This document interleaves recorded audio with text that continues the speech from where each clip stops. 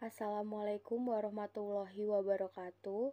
Puji syukur kehadirat Allah Subhanahu wa Ta'ala yang telah memberikan nikmat dan juga kesehatan sehingga kita dapat berkumpul bersama dalam proses pembelajaran online pada mata kuliah teori belajar yang diampu oleh Bapak Dr. Iswadi SPD MPD pada kesempatan kali ini. Sebelumnya saya ucapkan terima kasih kepada yang terhormat Bapak Dr.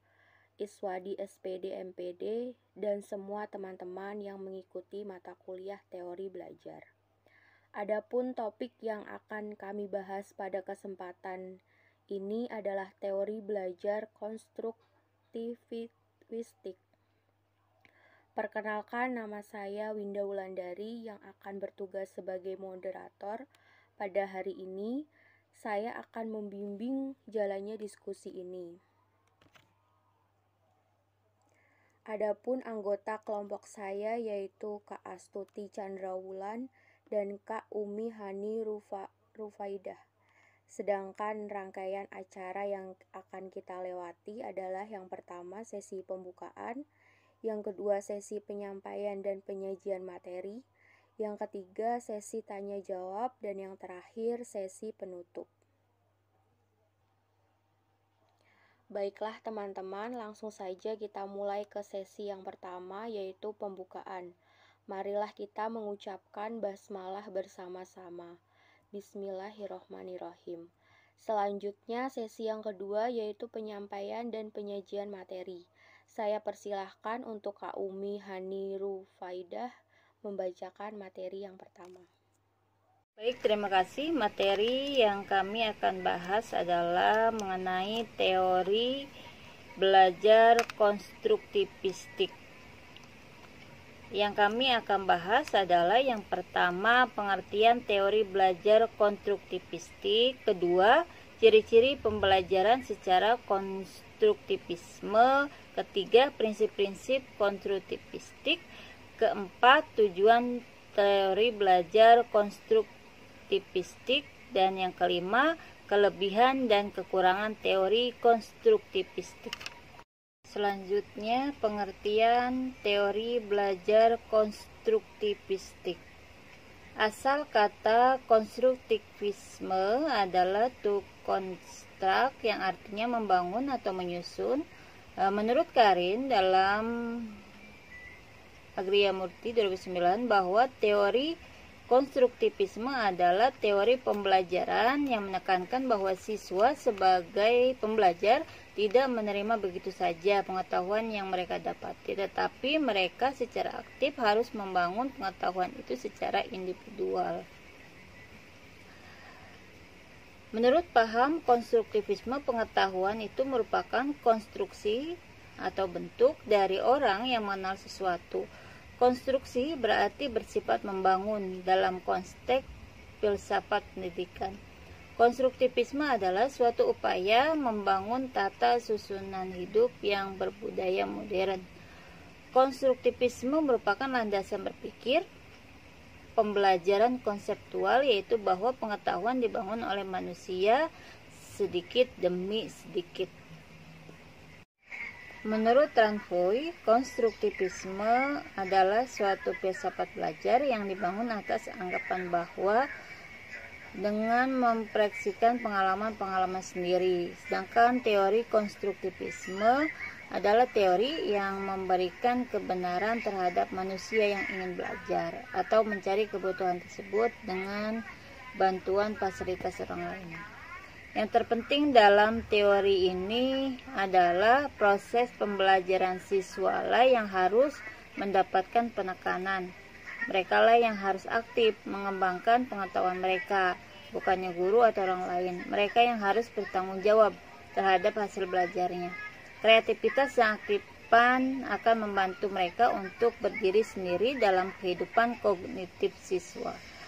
Dari beberapa pandangan di atas, dapat kami simpulkan bahwa teori ini itu memberikan keaktifan terhadap manusia untuk belajar, menemukan sendiri kompetensinya, pengetahuan atas teknologi, dan hal lain yang diperlukan guna membangun dirinya sendiri. Selanjutnya ada beberapa ciri-ciri pembelajaran secara konstruktivisme.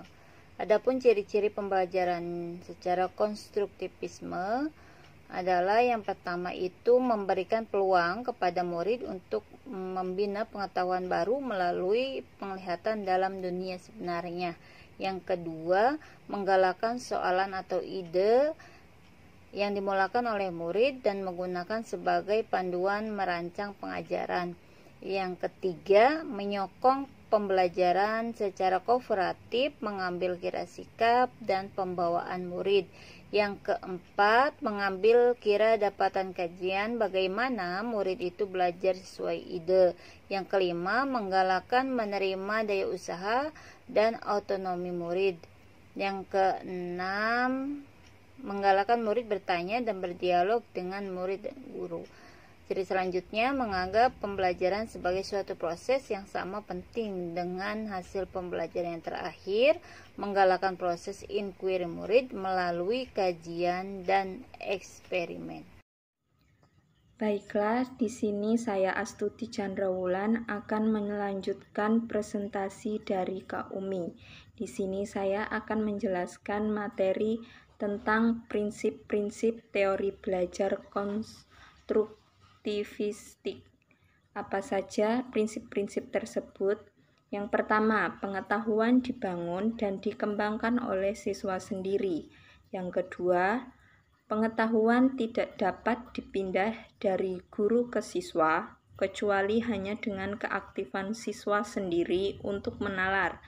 Yang ketiga, murid aktif mengkonstruksi secara terus-menerus sehingga selalu terjadi perubahan konsep ilmiah. Yang keempat, guru sekedar membantu menyediakan sarana dan situasi agar proses konstruksi belajar lancar. Yang kelima, menghadapi masalah yang relevan dengan siswa. Yang keenam, struktur pembelajaran seputar konsep utama pentingnya sebuah pertanyaan. Yang ketujuh, mencari dan menilai pendapat siswa. Dan yang terakhir, menyesuaikan kurikulum untuk menanggapi anggapan siswa. Selanjutnya yaitu mengenai tujuan teori belajar konstruktivistik. Apa sih tujuan teori belajar konstruktivistik? Tujuan tersebut yaitu yang pertama, adanya motivasi untuk siswa bahwa belajar adalah tanggung jawab siswa itu sendiri. Yang kedua, mengembangkan kemampuan siswa untuk mengajukan pertanyaan dan mencari pertanyaannya sendiri. Yang ketiga, membantu siswa untuk mengembangkan pengertian dan pemahaman secara lengkap. Dan yang terakhir, mengembangkan kemampuan siswa untuk menjadi pemikir yang mandiri. Selanjutnya materi yang terakhir, yaitu kelebihan dan kekurangan dari teori belajar konstruktivistik. Yang pertama, kelebihan teori belajar konstruktivistik, yaitu berpikir. Dalam proses membina pengetahuan baru, murid berpikir untuk menyelesaikan masalah, menjana ide dan membuat keputusan. Kemudian, paham. Oleh karena murid terlibat secara langsung dalam membina pengetahuan baru, mereka akan lebih paham dan boleh mengaplikasikannya dalam semua situasi. Kemudian ingat, oleh karena murid terlibat secara langsung dengan aktif, mereka akan ingat lebih lama sebuah konsep. Murid melalui pendekatan ini membina sendiri kefahaman mereka. Justru mereka lebih yakin menghadapi dan menyelesaikan masalah dalam situasi baru. Kemudian kemahiran sosial. Kemahiran sosial diperoleh apabila berinteraksi dengan rekan dan guru dalam membina pengetahuan baru. Selanjutnya, seronok. Oleh karena mereka terlibat secara terus, mereka paham, ingat, yakin, dan berinteraksi dengan sehat. Maka mereka akan merasa seronok belajar dalam membina pengetahuan baru.